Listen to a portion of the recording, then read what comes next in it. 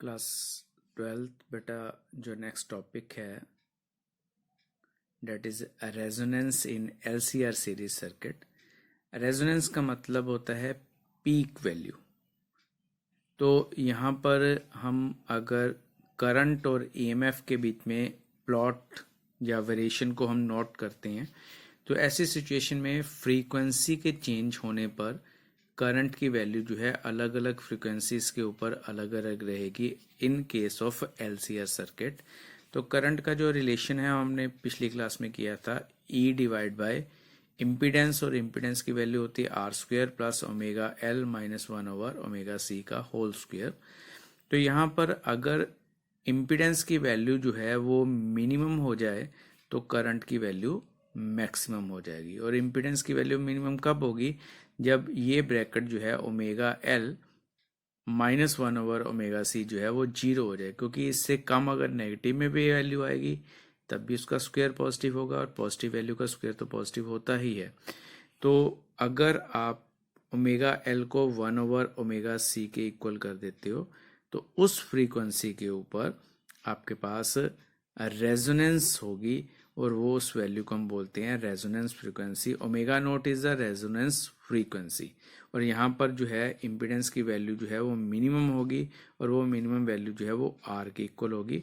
और ऐसी सिचुएशन में जो करंट है which is equal to E divide by R. अब ओमेगा नोट की वैल्यू हम किस तरह से निकालेंगे? अगर इसी इक्वेशन को हम सॉल्व करते हैं, ओमेगा को इस तरफ ले जाते हैं, एलसी को इस तरफ ले जाते हैं, तो हमारा रिलेशन कुछ इस तरह से बनता है omega naught is equal to 1/LC का स्क्वायर रूट। और अगर हम इसको यहाँ से एंगुलर फ्रीक्वेंसी से रेजोनेंस फ्रीक्वेंसी निकालना चाहते हैं तो उस फ्रीक्वेंसी को हम किस तरह से निकाल सकते हैं? ओमेगा नॉट डिवाइड बाय 2 या फिर 1/2 LC square root. This is the resonance frequency. और यहाँ पर आप ग्राफ देखोगे, ग्राफ में क्या हो रहा है? फ्रीक्वेंसी अगर हम चेंज करते हैं तो एलसीआर सर्किट में करंट की जो वेरिएशन है वो कुछ इस तरह से आती है, and at resonance frequency current will be at peak value, maximum value, और बाद में जो वैल्यू जो है फिर से डिक्रीज हो जाएगी। अब हमने नेक्स्ट टॉपिक में इस चीज को करना है कि इस पीक की शार्पनेस कितनी है, शार्पनेस ऑफ द रेजोनेंस, और इसको हम क्वालिटी फैक्टर या क्यू फैक्टर के साथ मेजर करते हैं। तो इस चीज को हम डेराइव करेंगे पूरा इस रिलेशन को। ओमेगा जो है वो आपके पास रेजोनेंस फ्रीक्वेंसी है, और ओमेगा इज द फ्रीक्वेंसी जो कि पीक वैल्यू के दोनों तरफ हो सकती है ग्राफ के ऊपर। वहां पर जो है value of current is 1/√2 times the current amplitude at the resonance. तो रेजोनेंस से दोनों तरफ करंट की वैल्यू कम होती है, तो ओमेगा कौन सी सिचुएशन है जहां पर करंट कम होके 1/√2 टाइम्स हो जाता है मैक्सिमम करंट का। तो क्योंकि ये ग्राफ के दोनों तरफ है तो एक तरफ की वैल्यू को हम ओमेगा 1 मान लेते हैं which is equal to omega naught plus delta omega, और दूसरी तरफ की वैल्यू जो है उसको हम ओमेगा 2 मान लेते हैं which is omega naught minus delta omega. Delta omega is the change in frequency, और इन दोनों का जो डिफरेंस होता है omega 1 minus omega 2 which is 2 delta omega, हम इसको बैंडविड्थ बोलते हैं। तो इस बैंडविड्थ के जो बीच का जो पोर्शन होता है वहां पर करंट की वैल्यू ज्यादा रहेगी, और जब इसके बाहर की वैल्यू अगर हम नोट करते हैं तो वहां पे करंट की वैल्यू काफी कम रहती है। तो बैंडविड्थ की which is equal to omega 1 minus omega 2 या फिर 2 डेल्टा ओमेगा के इक्वल।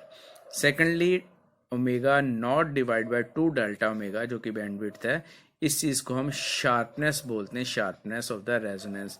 तो कितनी पीक शार्प है ये आप इस क्वांटिटी से आप उसकी वैल्यू जो है फाइंड कर सकते हो। अब मैथमेटिकली इसको हम डेराइव करेंगे इस वैल्यू को। अभी हमने दोनों सिचुएशंस यहाँ पर कंसिडर करेंगे, ओमेगा 1 की भी ओमेगा 2 की।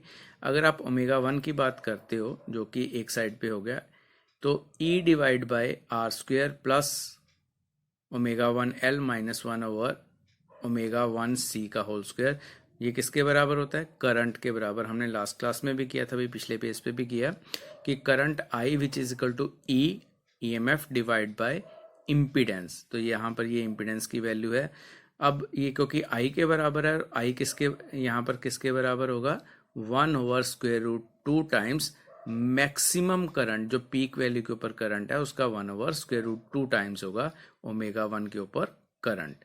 और मैक्सिमम वैल्यू ऑफ करंट किसके बराबर होती है, which is equal to E divide by R। अब E से E कैंसिल हो जाएगा, तो बाकी जो है उसको हम रीअरेंज करेंगे। स्क्वायर रूट रेसिप्रोकल ऊपर ले जाएंगे, नीचे वाली टर्म्स ऊपर आ जाएंगे, √2R इधर आ गया, और उसके बाद हमने दोनों तरफ जो है होल स्क्वायर कर देना, इसका स्क्वायर रूट खत्म हो जाएगा, ये वैल्यू 2R² आ जाएगी। अब इस चीज़ को सॉल्व करेंगे, एंड जो इसमें से R² है, इस तरफ से एक R² कम हो जाएगा, और आपके पास ω1L - 1 और ω1C which is equal to R, क्योंकि हमने यहाँ पे स्क्वायर रूट ले लिया। अब आप क्या करोगे, इसके बाद ω1 को आप पुट करोगे value ω0 plus delta omega, change कर दिया उसको, के ऊपर हमने यही कहा था इसको कि ω1 is equal to ω0 plus delta omega, और ω2 is equal to ω0 minus delta omega. तो ये वैल्यू हमने पुट कर दी यहाँ पे।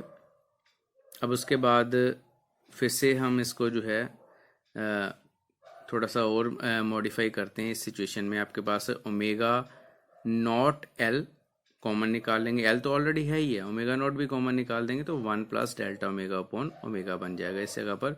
सिमिलरली इस जगह पर भी हम वैसे ही सिचुएशन करेंगे। तो ω0L किसके बराबर होता है, 1/ω0C। हमने रेजोनेंस के ऊपर ये किया था, क्योंकि ω0 is a frequency at resonance है, तो उस सिचुएशन में आपके पास ये इक्वलिटी होती है। तो हमने 1/ω0C को bω0L ही कर दिया, तो कॉमन निकल जाएगा ω0L, अंदर बचेगा आपके पास 1 प्लस डेल्टा ओमेगा अपॉन ω0, दूसरी तरफ आपके पास आ जाएगा 1 प्लस डेल्टा ओमेगा अपॉन ω0 की पावर -1, क्योंकि नीचे था इसको ऊपर कर दिया हमने। तो अब यहाँ पर फिर से आप क्या करोगे, ω0L इस जगह पर रहेगा, क्योंकि ω0 डिवाइड बाय ओमेगा बहुत छोटा रहेगा 1 से, तो हम बाइनोमियल थ्योरम लगाएंगे। बाइनोमियल थ्योरम के accordingly 1 plus x higher terms को निगलेक्ट कर दिया, यहाँ पर पावर की वजह से माइनस आ गया, 1 माइनस एक्स, और हायर पावर्स जो है उसको निगलेक्ट कर दिया।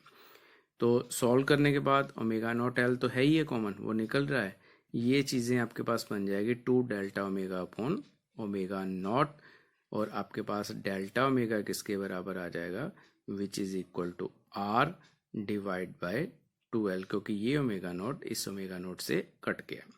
अब शार्पनेस किसके बराबर होती है, शार्पनेस की हमें पहले डेफिनेशन में पढ़ा कि which is equal to ω0 divide by 2 delta omega, तो यहाँ से हम इसकी वैल्यू निकाल सकते हैं। ω0 की वैल्यू तो यहीं पे रहेगी, डेल्टा ओमेगा की वैल्यू ये वाली पुट कर देते हैं, तो ω0L divide by R which is called quality factor, Q factor, और ये आपको इस चीज को बताता है कि कितनी शार्प है पीक।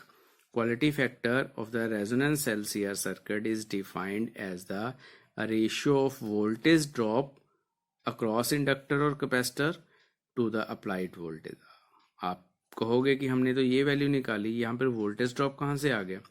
अगर मैं इस चीज की बात करता हूं तो ω0L क्या है, it is the reactance of the inductor, R is the position या फिर रेजिस्टेंस ऑफ ए कंडक्टर।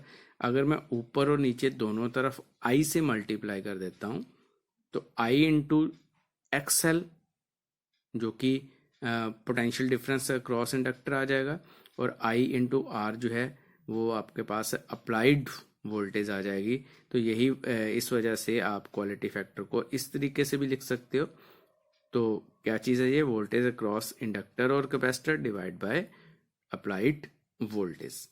अब बात करेंगे इसके बाद, अगर आपके पास सीरीज की बजाय में यहाँ पर पैरेलल में LCR हो, तो इंडक्टर और कैपेसिटर को अगर इस डायग्राम के अकॉर्डिंगली आप पैरेलल में लगा देते हो, तो तब आपके पास किस तरह से रेजोनेंस होगी। तो इस सिचुएशन में आपके पास पीक जो है वो कुछ इस तरह से बनेगी। पहले वाले में आपने देखा होगा कि ऊपर की तरफ पीक बन रही थी अगर सीरीज LCR सर्किट है, बट अगर आप पैरेलल में LCR सर्किट लगाते हो तो आपकी पीक जो है इस तरह बनेगी, और करंट जो है वो मैक्सिमम की जगह मिनिमम होगा रेजोनेंस फ्रीक्वेंसी के ऊपर। तो यही डिफरेंस होगा कि सीरीज एलसी सर्किट है या पैरेलल एलसी सर्किट है। तो ये पीक जो बन रही है वो आपके पास पैरेलल एलसी सर्किट के लिए बन रही है। बाकी फार्मूला जो है फ्रीक्वेंसी का, रेजोनेंस फ्रीक्वेंसी का, वो सेम ही रहेगा, वहाँ पर कोई डिफरेंस नहीं आएगा। तो ये आपने थोड़ा सा अपने माइंड में रखना है बेटा।